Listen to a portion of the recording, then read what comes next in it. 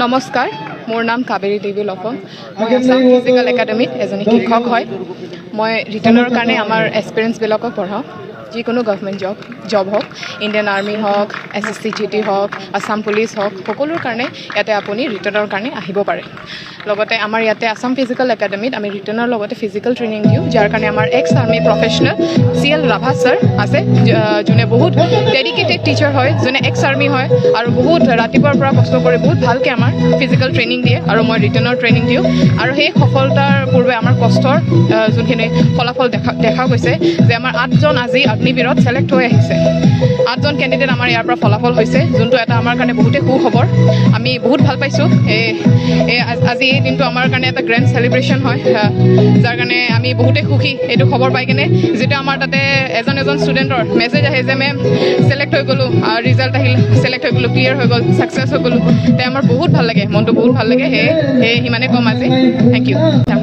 আমাৰ চেণ্টাৰত অসমৰ অল অভাৰ আছামৰ পৰাই বহুত কেণ্ডিডেটছ আছে, বহুত এক্সপিৰিয়েঞ্চ আছে।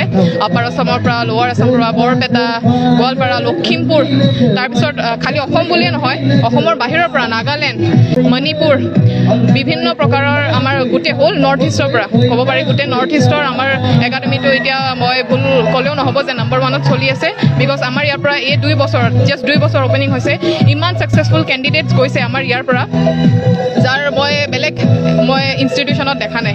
যিমানখিনি এক্সপিৰিয়েঞ্চ ইয়াৰ পৰা ছাকচেছফুল হৈছে, সিমানখিনি মই অসমত এতিয়ালৈকে দেখা নাই। মই সিমানেই ক'ম। আছাম ফিজিকেল একাডেমী 2024ত আমি স্থাপন কৰিছোঁ।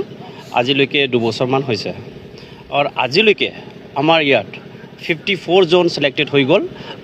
আৰ্মি আৰু SSC GD আৰু পুলিচত আজিলৈকে 54জনমান আমাৰ ইয়াৰ পৰা ছিলেক্ট হৈ গ'ল। উদ্দেশ্যটো এইটোৱেই হ'ল, যেতিয়া আমি ৰিটায়াৰ হৈ ইয়াত আহিছোঁ, গাঁৱত আহিলোঁ, তাৰপিছত আমি দেখিলোঁ বহুত ল'ৰাবিলাক মানে ইচ্ছা আছে আৰ্মি পুলিচত যাবৰ কাৰণে, কিন্তু সিহঁতক মানে লিড কৰা মানুহ নাই। ইয়াৰ কাৰণে আমি চালোঁ আৰু 2 বছৰমান, তাৰপিছত মই চিন্তা কৰিলোঁ সিহঁতৰ কাৰণে এটা লিড ল'বৰ কাৰণে এটা আমি একাডেমি খুলিব লাগিব বুলি আমি এইটো সিদ্ধান্ত লৈছোঁ। হয়, ল'ৰা ছোৱালী দুটাই ইয়াত আহিব পাৰে আৰু ইয়াত শিকাই আছোঁ মই, ল'ৰাও আৰু ছোৱালীও আছে মোৰ ইয়াত। ল'ৰাবিলাক আমাৰ 62জন ল'ৰা আছে হোষ্টেলত, আৰু গাৰ্লছ আছে PGত 16 এতিয়া প্ৰেজেণ্ট আছে। টোটেল আমাৰ 120জন আছে।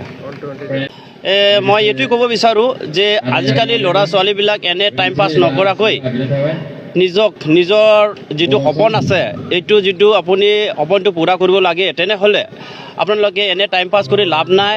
আপোনালোকে ইয়াত আছাম ফিজিকেল একাডেমি আমাৰ আমলাইগুৰিত আছে। যিটো আপোনাৰ নিজৰ সপোনটো যিটো পূৰা কৰিব বিচাৰে, তেনেহ'লে আমাৰ একাডেমিত আহক।